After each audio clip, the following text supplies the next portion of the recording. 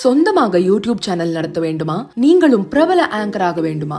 உடனே சேருங்கள் Pandey school of journalism. Contact 7388242242. Jammu காஷ்மீரின் பெஹல்காமில் பயங்கரவாதிகள் நடத்திய தாக்குதலில் சுற்றுலா பயணிகள் 26 பேர் கொல்லப்பட்டனர். இதையடுத்து பாகிஸ்தான் மற்றும் பாகிஸ்தான் ஆக்கிரமிப்பு காஷ்மீரில் இருந்த 9 பயங்கரவாத முகாம்களை இந்திய ராணுவம் வேட்டையாடியது. இதையடுத்து பாகிஸ்தான் ராணுவத்திற்கும் இந்திய ராணுவத்திற்கும் இடையே கடும் மோதல் ஏற்பட்டது. இதற்கு முன்னர் சிந்து நதிநீர் ஒப்பந்தம் நிறுத்தம் உள்ளடக்கிய முக்கிய நடவடிக்கைகளை மத்திய அரசு மேற்கொண்டிருந்தது. இந்நிலையில் ராணுவ நடவடிக்கை தற்காலிகமாக நிறுத்தப்பட்டுள்ளதால் முந்தைய நடவடிக்கைகளை மத்திய அரசு திரும்ப பெறுமா என்ற கேள்வி எழுந்தது. இது தொடர்பாக பேசிய வெளியுறவுத்துறை செய்தி தொடர்பாளர் ரந்தீப் ஜெய்ஸ்வால், பாகிஸ்தான் தனது தீவிரவாத செயல்களை நிறுத்தும் வரை சிந்து நதிநீர் ஒப்பந்தம் நிறுத்தி வைக்கப்படும்.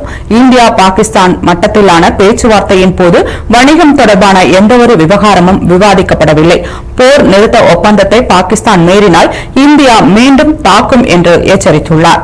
தீவிரவாதத்தை தொழிற்சாலைகளில் வளர்ப்பது போல பாகிஸ்தான் வளர்த்து எடுத்து வருகிறது என்று குற்றம் சாட்டிய அவர், காஷ்மீர் விவகாரத்தில் எந்தவொரு சமரசமும் கிடையாது என்று அழுத்தம் திருத்தமாக தெரிவித்துள்ளார்.